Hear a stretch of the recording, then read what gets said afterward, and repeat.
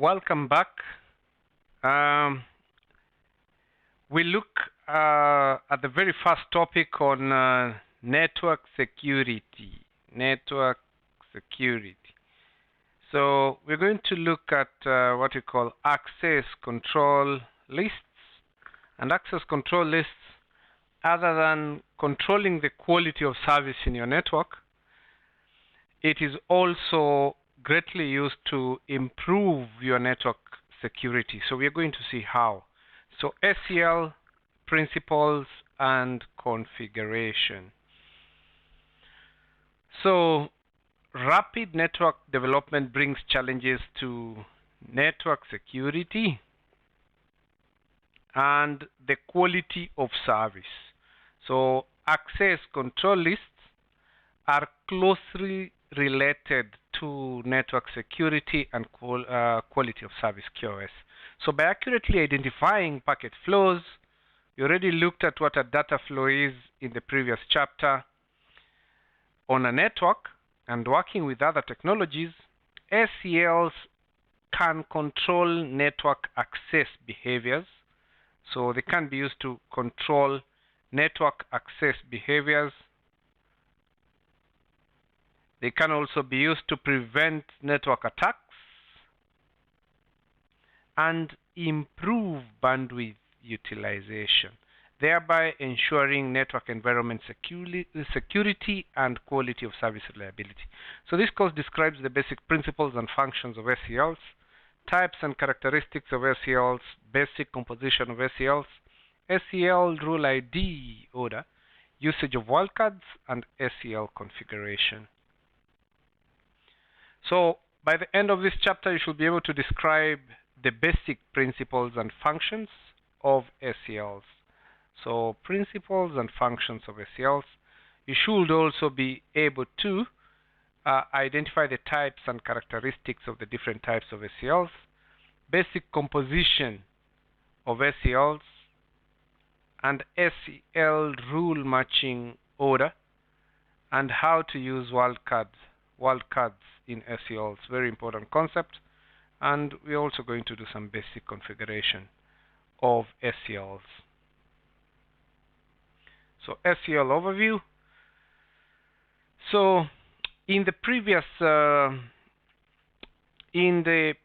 course, the routing and switching course, on the topic of ACLs, they described ACLs as being able of doing two main things.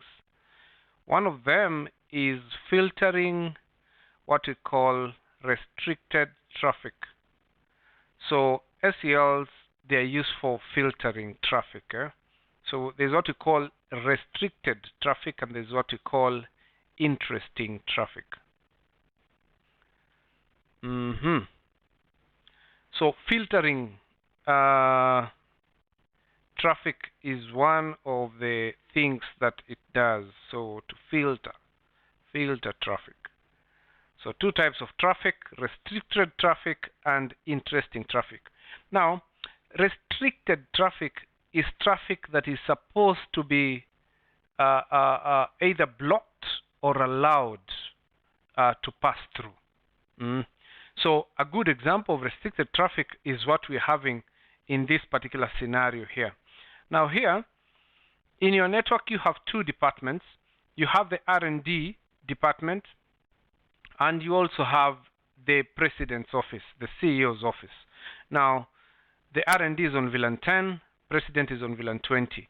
Now, what you want to ensure is that the president can be able to access the finance department server.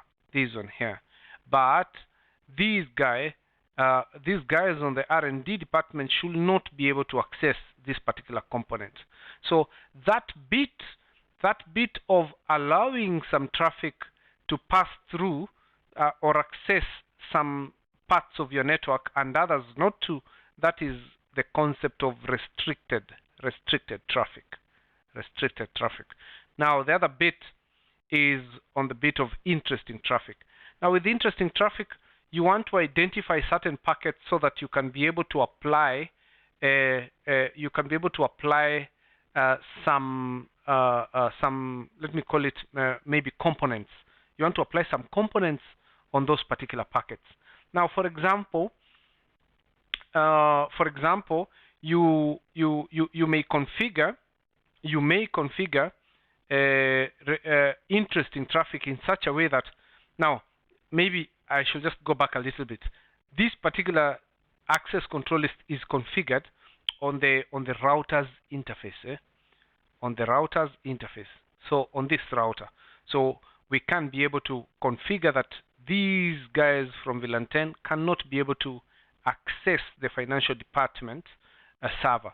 So we can configure that on either this interface or on this interface, or on that interface. So we can be able to restrict them from accessing the financial department server by configuring an ACL there. Now, we might also want to configure interesting traffic. Interesting traffic works like this. So, for example, we want to ensure that traffic from the president's office, when it goes to the internet, then this traffic is encrypted. That traffic is encrypted.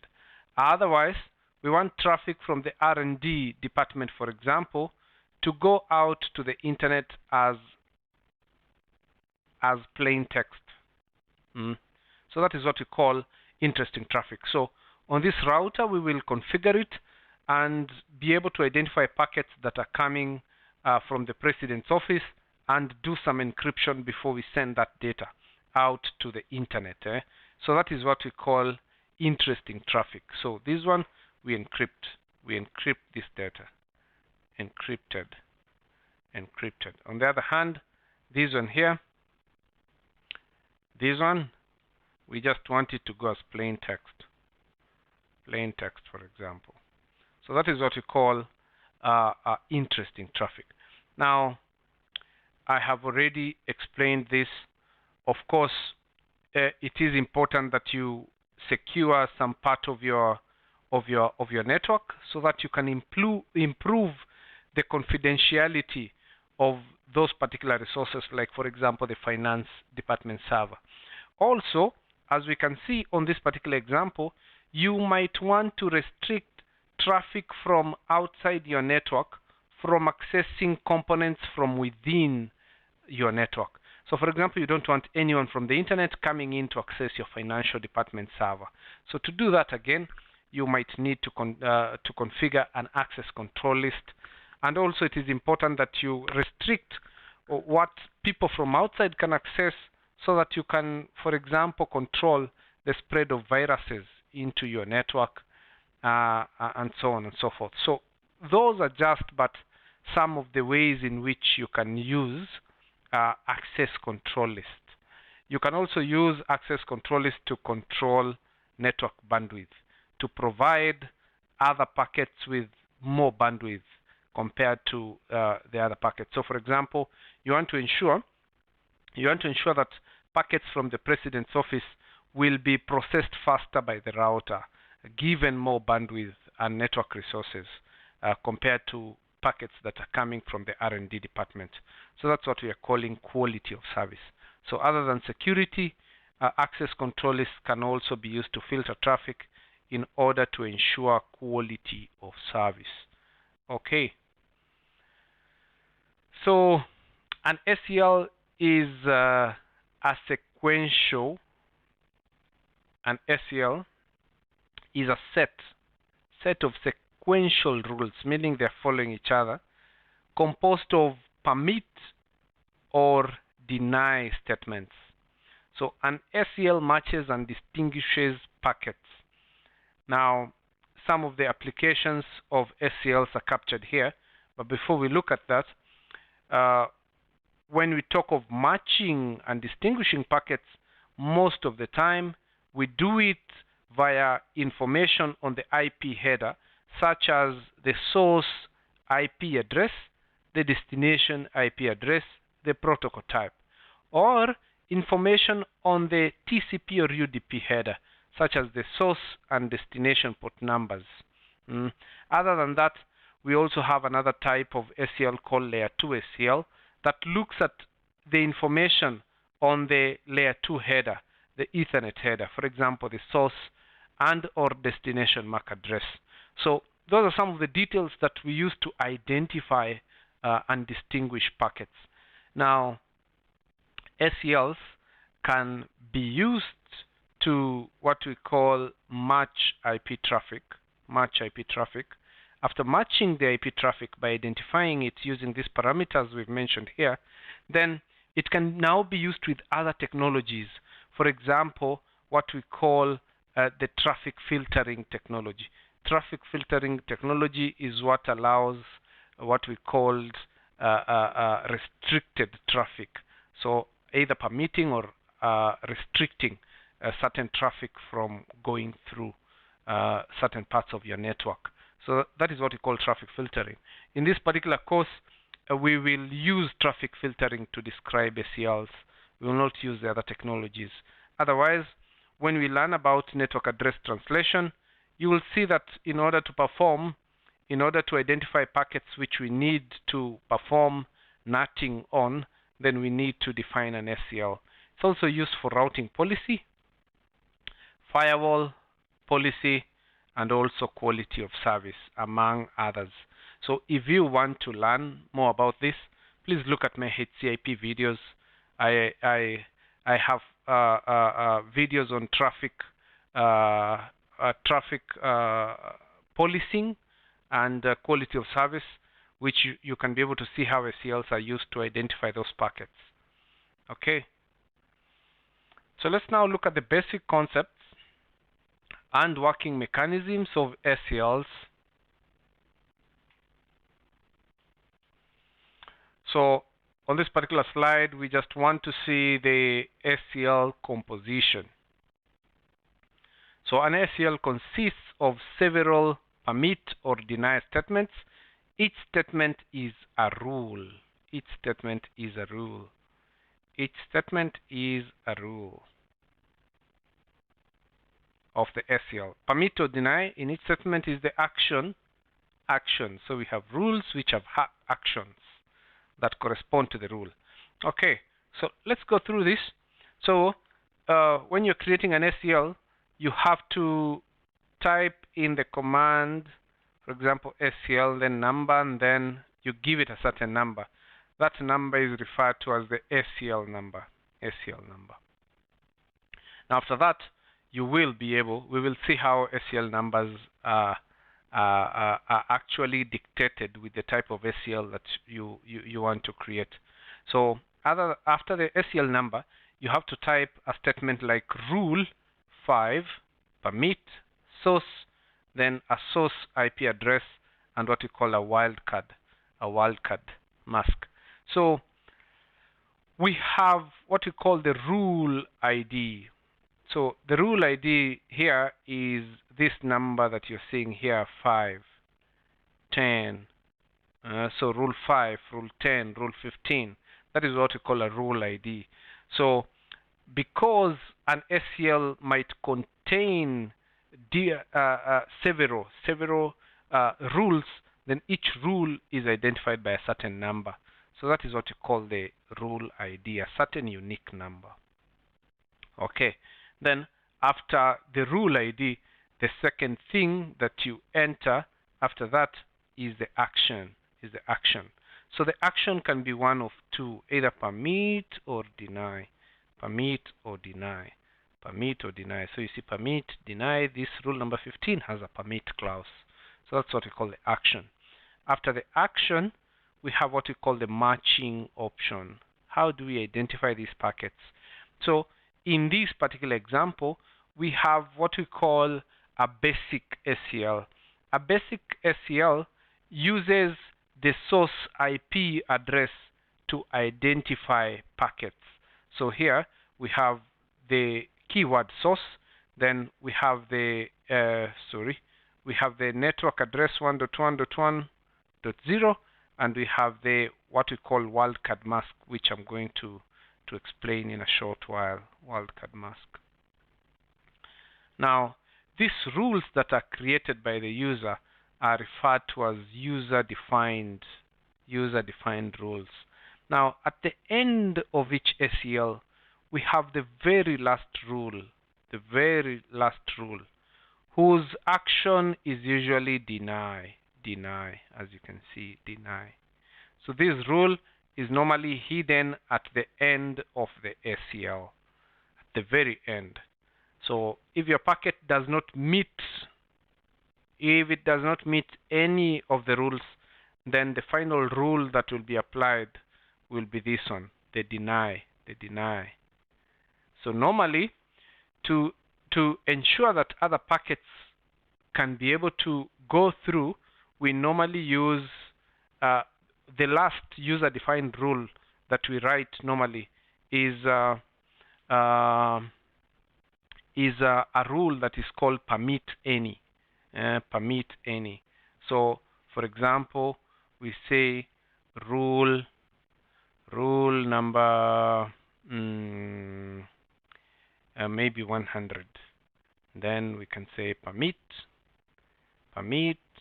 source any, something like that. So if we do that, then any packet that does not match any of these rules will be allowed to go through. And so that is what we normally do, because the very last ACL rule has a deny clause. Okay. So let's move on and look at more details about the rule ID. There are things we are supposed to understand here about the rule ID. So as we said, every rule in an ACL must have an ID. Now, each rule is normally written in what we call a step. So a step is an increment between the neighboring rules IDs automatically allocated by the system. So the default step is 5. So setting a step facilitates rule insertion between existing rules. So why do we set a step? So that we can be able to add other rules within other rules. So when we say that the default step is 5, it means that you can be able to create rules without even entering the rule ID. So if you don't enter the rule ID, then your system will add 5 to your last user-defined ID. So for example, if we create a rule and we don't specify the rule ID, then the rule ID for the next rule here will be rule 20. So it will add it like that. But normally it's advisable that you do this so that if we have this space, then we can leave some space, for example, for adding another rule. So we can easily add a rule in between. So for example, we can add rule 6 here, rule 7, rule 8, rule 9. So that's what we are saying here, that setting a step facilitates rule insertion between existing rules. So it is important that we do that. So rule ID allocation, if the rule is added to an empty ACL, but no ID is manually specified for the rule, then the system will allocate the step, which is 5, as the rule ID. If an ACL contains rules with manually specified IDs and a rule with no manually specified ID is added, then the system will allocate to this rule an ID that is greater than the largest rule ID and is the smallest integer multiple of the step value. So that statement simply means it will add. The last one is 15, so add 5. So the next rule, if you don't manually specify the rule number, will be rule 20, as I explained earlier. So that's how rule IDs really are created. Okay. So the next concept is an important concept. Okay, so just remember that we use the step. We have the step so that we can be able to insert rules later on. If we have any rule that we think should come earlier, we can be able now to have space to insert them in between. So that's why we have the step. Okay, so let's look at the concept of the wildcard. The concept of the wildcard mask. Okay, now these are what we call the wildcard, these ones. So we enter an IP address or a network address, then we enter the wildcard. If it's just a 0, it means it's 0.0.0.0.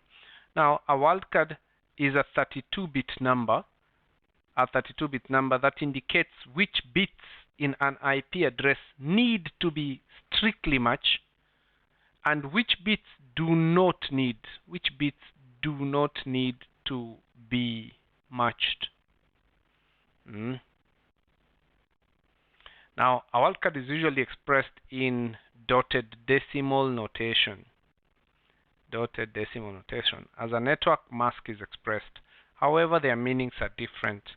Now, let me share this with you. At first, when I was learning about ACLs, I had a lot of confusion. Because I used to think wildcards are equal to a network mask. That is not the case. These two are totally different things. They're totally different things, and you should never think that we get the wildcard from the mask. That is what I used to think. I used to think that we reverse the bits on the network mask to get the wildcard mask. It is not just that. It is not that. So I hope you'll understand here in this example what a wildcard is. Now, the matching rule, that is what we want to look at. So, with the wildcard, everywhere where we have a 0, those bits on the IP address should match. Anywhere on the wildcard where we have 1, then we can have any number. So we don't specify.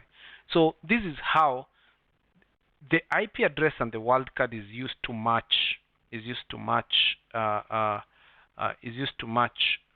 certain packets. So, for example, for this particular network or IP address with a mask of 24, we're just using that as an example. So the wildcard mask then will be 0.0.0.255. So you can almost think of that as the reverse of this /24, but that is not the case really, because we can make it anything else. For example, we can make it all zeros, so that we can just specify this IP address alone, 192.168.1.1. So we're going to talk about that shortly. But for here, what we simply mean is that all these bits where we have zeros in the wildcard mask should match. So 192.168.1 there, all those bits should match. Otherwise, where we are having ones here, where we are having ones on the wildcard, this one we are having ones, then this value for the last octet, this value, it can be any value. All the way from 1 to 254. All the way from 1 to 254. So that is what we mean. So really, with this wildcard mask, then it will match all packets from this network segment. It will match all those packets from that network segment. So that is what we call the wildcard mask.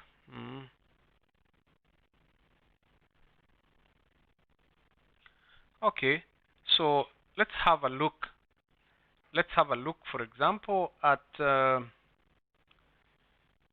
let's have a look at this example.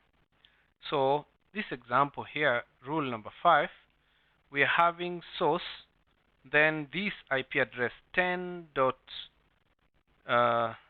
let me just write it. So here we're having 10.1.1.1. Then the mask is 000 like that. So for this one, it means that all the bits have to match, because we've said where we have zeros, then it is strict matching. So this particular rule will match all the packets with the source IP address of 10.1.1.1. Let's look at the second one there. So this second one is 10.1.1.2. Again, it's 0.0.0. So this one, rule number 10, again, everything has to match. Everything has to match the 2 like that. Okay. Then we have rule number 15 there. Rule 15. So 1, 1, 0. Then you have 0, 0, 0, 2, 5, 5. So it simply means the first octet has to match exactly because you have all zeros. The second octet has to match. Third octet has to match. Then the third octet can be anything. So the third octet can be anything. By anything we mean a value from 1 all the way to 254. Can be X. So that is what that rule says.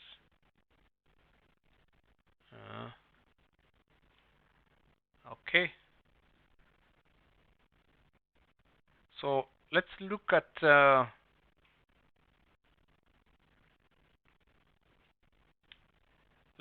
this example. So a wildcard can be used to match odd IP addresses in the network segment this. So we just want to match the odd IP addresses like .1, .3, .5, etc. Just the odd. So how do we do that? So as you can see already, the first three octets are remaining the same. They're remaining the same. So only the last octet we want odd numbers. So you can already guess that for the wildcard, the first three octets are just going to be 0.0.0. So we now want to find out how do we arrive at this last octet being 1, 1, 1, 1, 1, 1, 1, then 0. How do we do that? Now, to know which one will remain, will have a 0, we look at a value that will remain the same for all the odd numbers. Now, if you convert all the odd numbers between 1 to 254 into binary, if you convert all the odd numbers into binary, you'll find out that the very first bit here for all of them, all the way to 253, is going to be 1. So it means that if we want to match only the odd numbers, then this bit here should be a 1, and therefore for the wildcard mask we will make that a 0. Then the others can be any number, but for this one it has to be a 0. So of course for even numbers again, this will be zeros. These will be zeros. So really that's how we are able to arrive at 7 ones here and a 0 as the last bit there. So for that, then the wildcard mask will be 0.0.0.254, because if you convert this into decimal, you get 254. So I hope you understand. How we've arrived at this wildcard mask. So the other thing I can mention here, and that's why I want to insist again, that wildcard mask is not the same as the network mask. With the network mask, you must have consecutive zeros, then consecutive ones.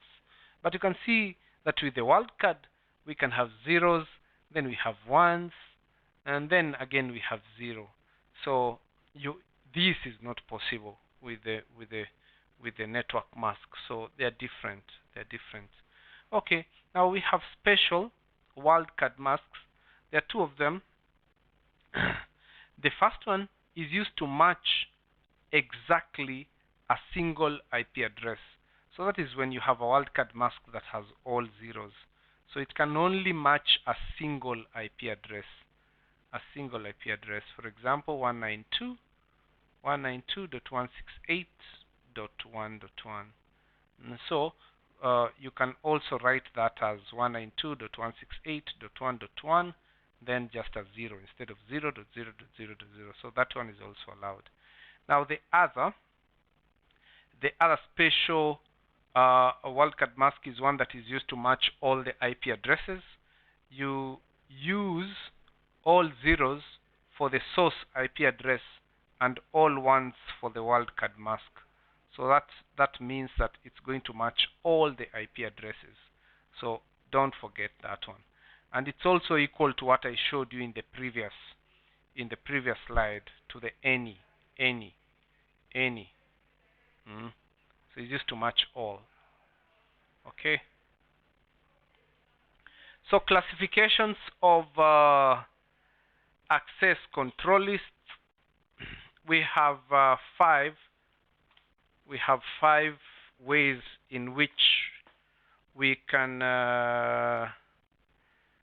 ACLs are classified. The first one is called basic ACLs.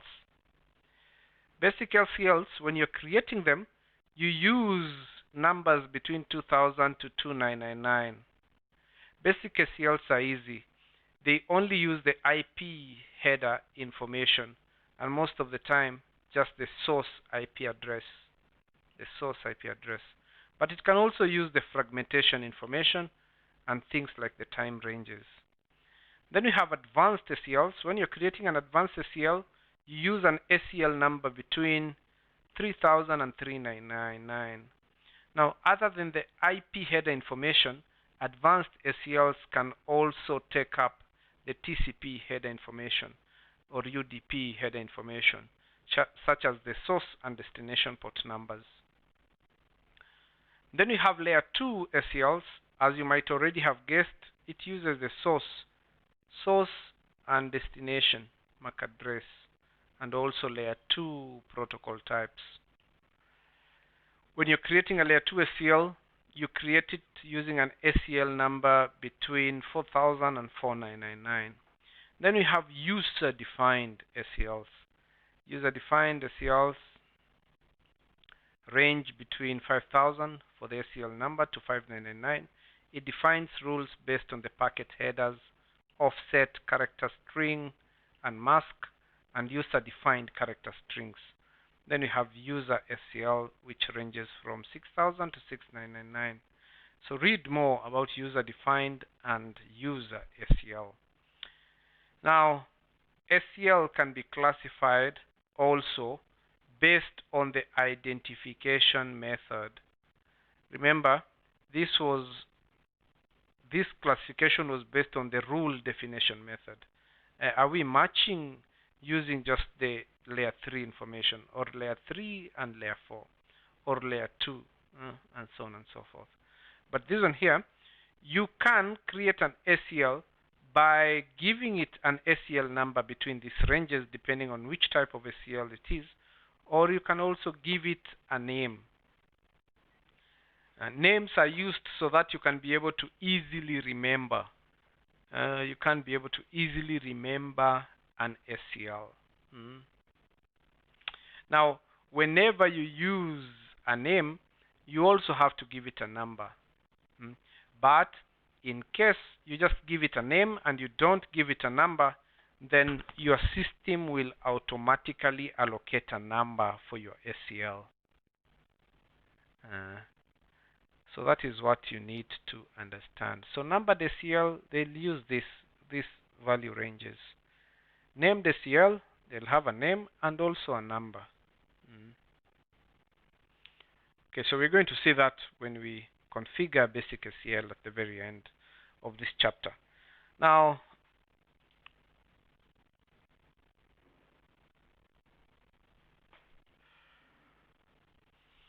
basic ACLs and advanced access control lists. So basic ACLs, as we've said, when you're creating it, the number has to be between that. So by this range, we are talking of this number here, ACL number, then you give it a number. So we're not talking about the rules, the rule ID. We're talking about this number. Then now you can give it. So it only uses the source IP address.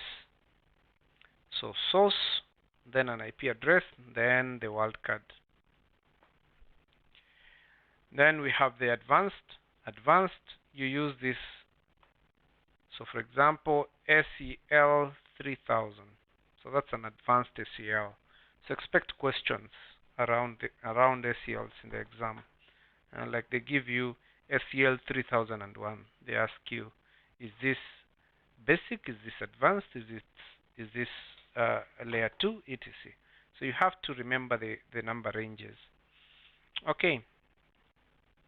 So with advanced, you can use layer 3 information, like the source IP addresses, but you can also use the destination. So if you're coming from this network and going to this network, so source, you give an IP address and a mask. Destination, you give a network or IP address and a mask. So if you're coming from here to here, so that is what that rule really will be able to identify. Other than that, you can also use the TCP header information, such as the port number. So destination port EQ21.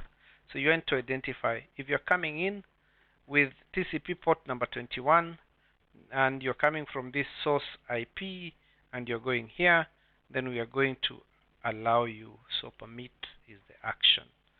So that is how we do that. Okay, so now let's look at how ACLs match. How do they match packets? How do they match packets? How do they match packets? Okay, so let me begin by listing the matching results. So the matching results can be one of three. It can be positive match, permit. It can be positive match, deny, or it can be negative match. So we want to understand those matching results. So first of all, when the router, for example, or an interface receives a packet, it will check, does the referenced ACL exist? Do we have an ACL? If we do not have an ACL, then we are going to follow this direction and give, if there's no ACL that matches, then the result is going to be this one, negative match, negative match. So negative match, it simply means we don't have an ACL. Otherwise, if we have an ACL, as you can see here, then we check inside the ACL, do we have any rules?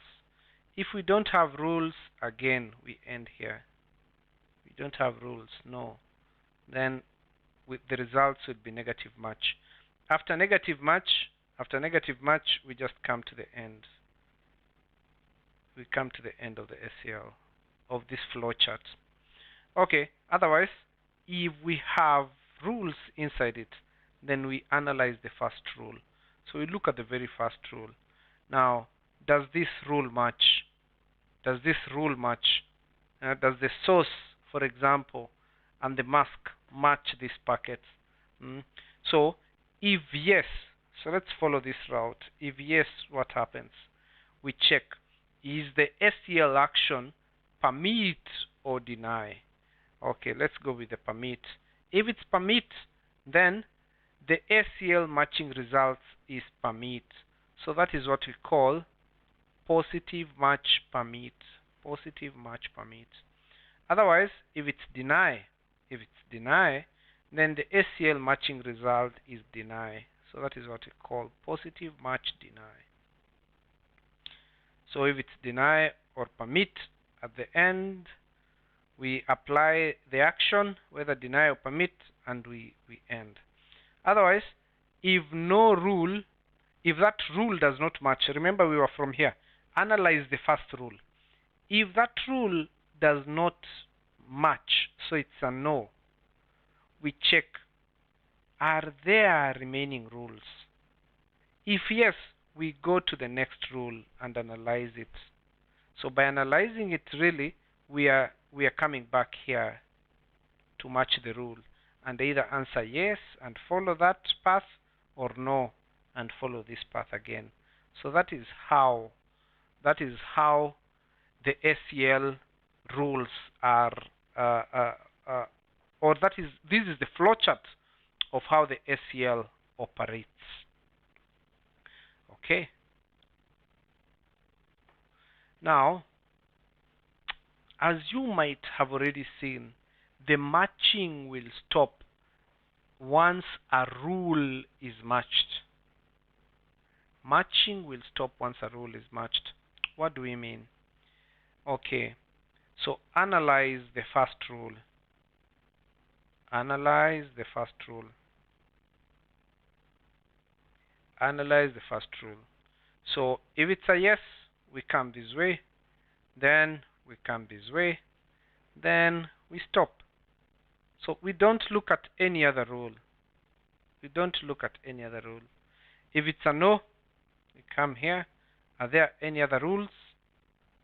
If it's a no, then again we come here, and therefore we come here. We come to the end. So once a rule matches, sorry, in fact I've gone the wrong way. Let me just undo. Okay, in fact we're just looking here. Once a rule is matched, so we've matched a rule. Match the rule. It matches, yes. So we go like that, end. Or we go here and end, if it's a deny, and end. So we never analyze the next rule. We never analyze the next rule, never. We never analyze the next rule. Once we match a rule, then we stop. We don't look at the next rule again. So remember that. It's a very important concept. Okay? Now, it is what we call the matching order, and it's important that you understand the concept of the matching order. Okay.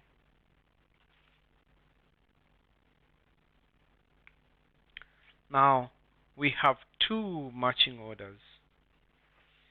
The default one, and the first one that I'm mentioning here, is called configuration. Configuration order. Number two is called automatic order. Now, configuration order analyzes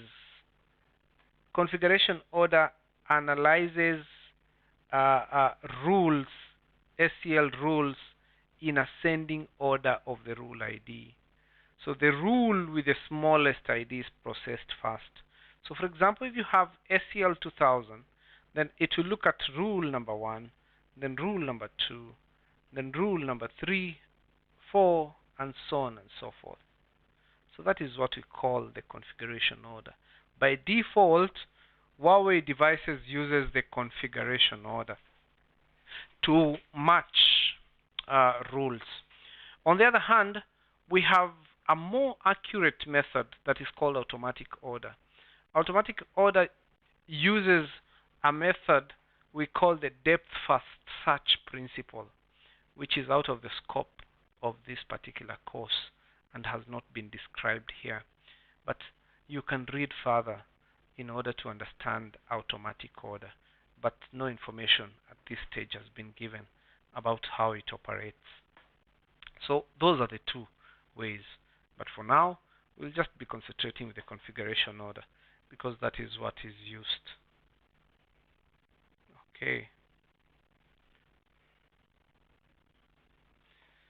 So let me see. In this example, what do we have? In this example, let's assume, for example, we've received packets. We've received packets with these source IP addresses.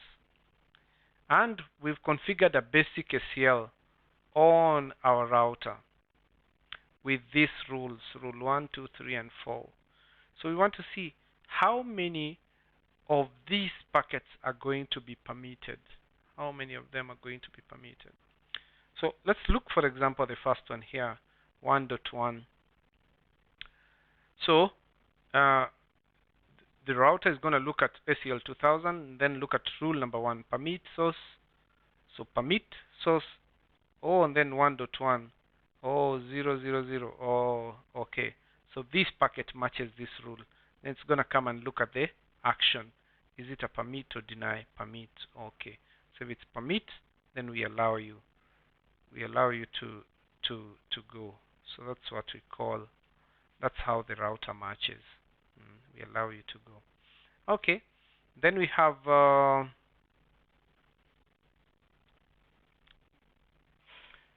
second one here, 1.2. So again, the router will come, look at 1.1, then 1.2. Oh, find 1.2 here. Then look at the clause, permit. Okay. So that one has matched. So allow this guy to go. Then it will come and look at this one, 1.3. So it will come and look 1.1, 1.2, 1.3. Oh, 1.3 is here. Okay. Then look at the clause, deny. Oh, so if it's deny, okay, no. So you're not going anywhere. We stop you from going. Then 1.4. Come and look, 1.1, 1.2, 1.3, no much.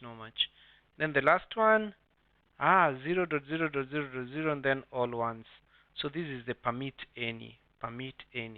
So rule number 4 then will be allowed to proceed. So 1.4 will be allowed to proceed because of this last clause. Similarly, 1.5 will be allowed to pass through because of this last rule number 4 here. Rule 4 permits any. So that is how the configuration order looks at the rules or matches the rules. Okay.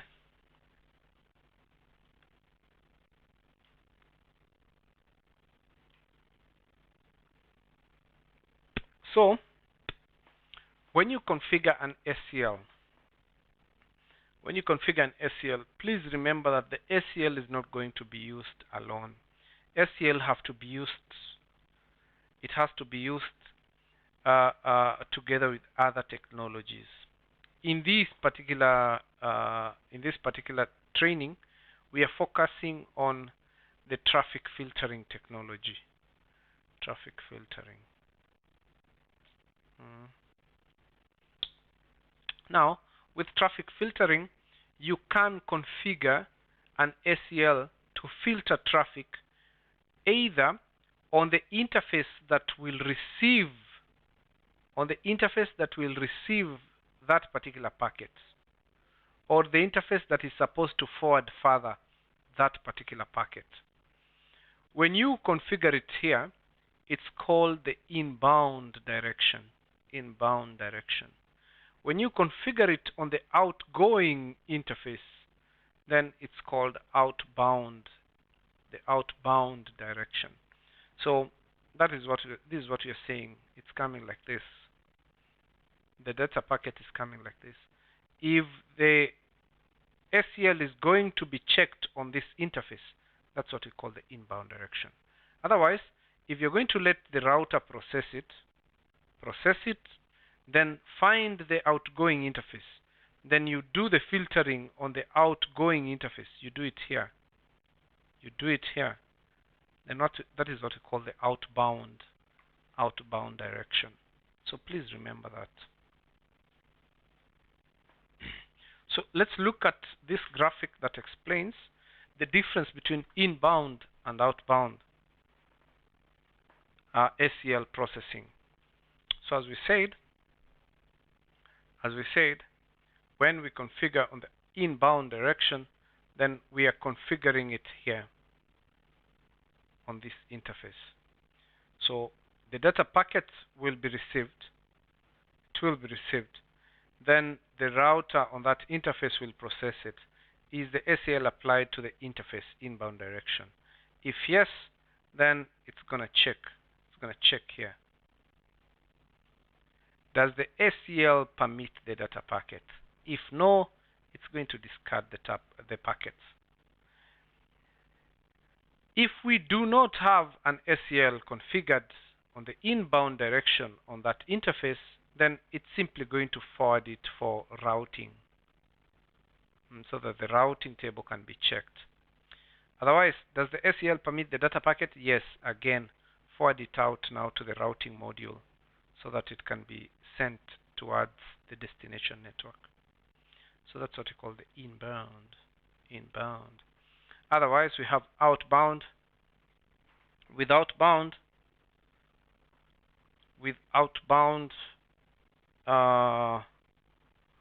we look, is a matching route entry available? So the packet is already in the router, so that processing is not on the interface as such. So is there a matching route entry? So we look at the routing table. If we don't have your destination network, then we discard you. Otherwise, if we have your next hop on the outbound interface, then we route the data to the outbound interface. Then on the outbound interface, we check, is the ACL applied to the outbound interface on the outbound direction? If no, then we just forward you. We just forward you to the next hop. If we don't have an ACL applied on the outbound interface in the outbound direction, we forward you to your destination. Otherwise, if yes, then we check, does the ACL permit the data? If yes, we forward you to the next hop. If no, we discard you. So that's the processing, and that's the difference between inbound and outbound. So as you can see, with inbound, you're going to give some, with outbound, you're going to give your router some work. You're going to give your router some more work to first of all check the routing table before checking the ACL. Okay, so let's now look at how to configure. We're going to go a little bit fast here. So to configure an ACL, you use the on system view, you use the command ACL number, then you give it an ACL number. So let me just give an example.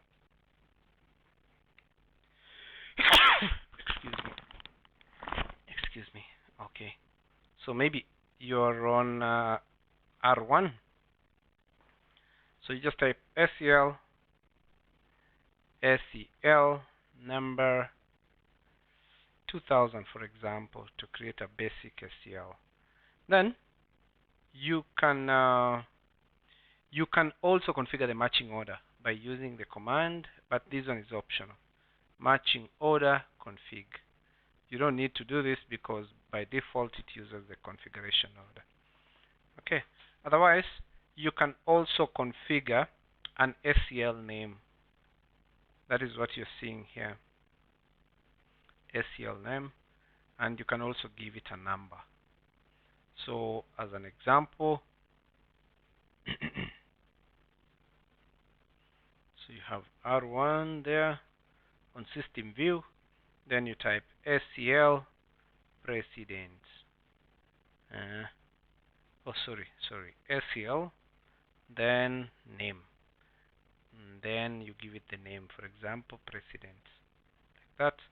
And if you want, you can also give it a number, for example, 2000. Or you can just write basic. Then it's going to add the number, just like that, and then enter. So that's how you do it. Okay, so after doing that, you need to configure the rules. To configure the rule, you enter the keyword rule, then you give it an ID. then you give it a permit or deny clause, then source, then the source address and the wildcard, or you can also use any if you want to capture all the packets. Okay, so here is a case that we are going to look at on how to filter data traffic. So the requirement is to prevent hosts on the network segment. So we want to prevent these hosts from accessing the network where the server resides. So we don't want them to access the server, these guys. So after the configuration is complete, the ACL filters out the data packets whose source IP address are on the network segment and permits other data packets. Okay, so to do that, first of all, we need to configure an IP address and routes on the router. So we just configure the IP address for the gateway there and this one like that. Then after that, we can create an ACL to prevent this network from accessing the network where the server resides. So to do that, we do ACL 2000, then rule deny. So we're not entering the rule ID. Rule deny source.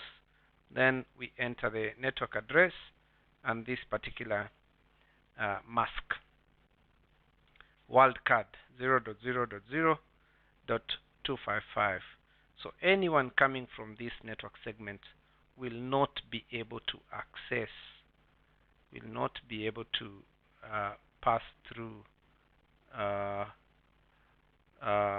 this interface G001, as we are going to see. So the last rule, so that you can allow these ones to go through, people from this network segment to go through these ones. So the last rule will be rule permit source any. Rule permit source any. Now, as we said, an ACL cannot just work after you create it. You have to use it with a certain technology. In this example, we are using the traffic filtering technology. So we want to configure traffic filtering on the inbound direction on G001. So to do that, we go to G001, then we enter the command traffic filter, inbound, ACL, then the ACL number 2000. So that's how we apply the ACL on the inbound direction of that particular interface. Okay, so as I've said, that one will ensure that if this guy tries to come this way, here, then they'll be stopped. They'll be stopped at this point. So they can't access the server. Otherwise, for this guy, they can just come like this, then go. Then the permit source any will allow them to go to the server. Okay. So basic configuration commands of advanced ACLs. So again, you create an advanced ACL using the name or the number or both, just like the basic ACL. The range is between 3000 to 3999. So after that, you can now be able to configure the rules, and this is where it differs a little bit.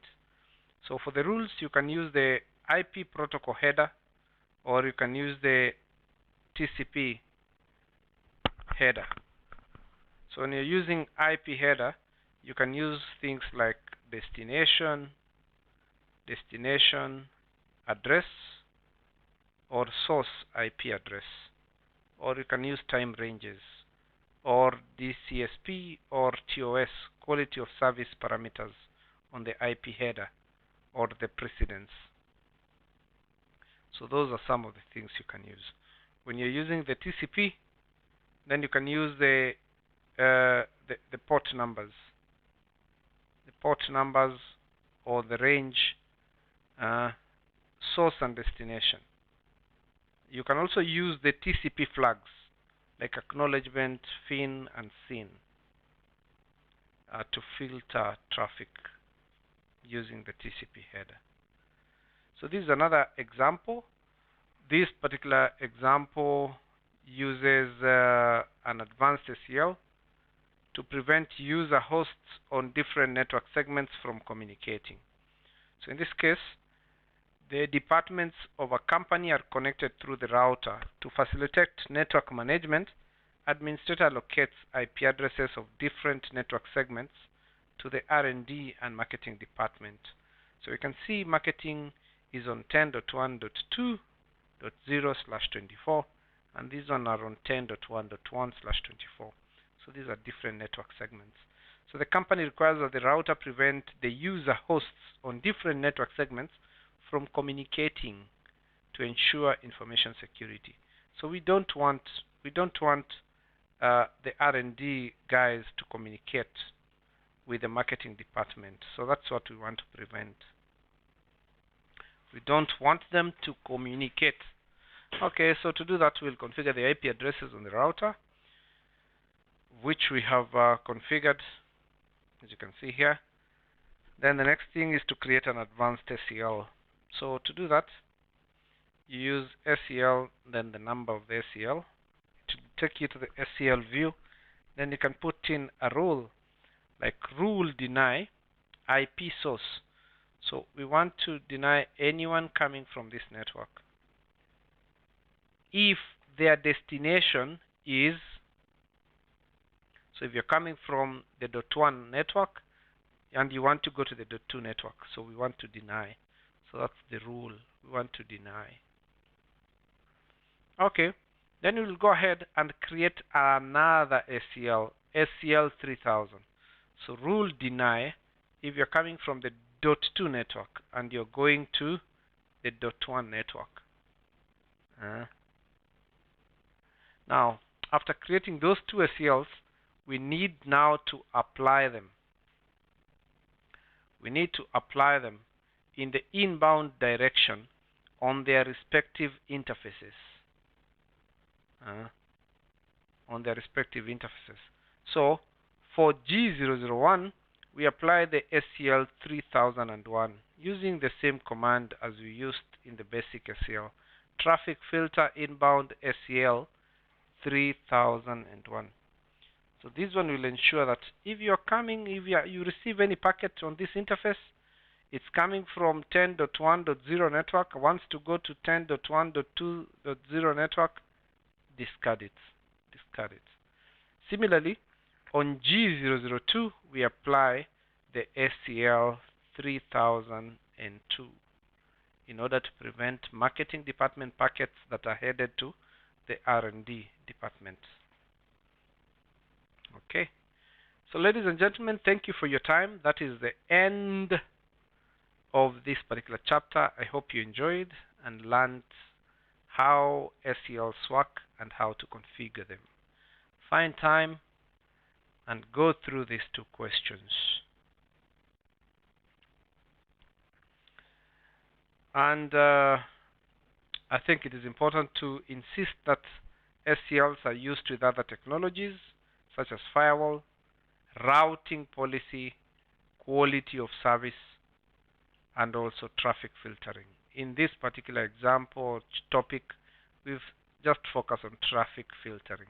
But if you want to see how it's done using on firewalls, on routing policies, and quality of service, please watch my HCIP videos and you'll be able to learn more on how to use ACLs together with those technologies.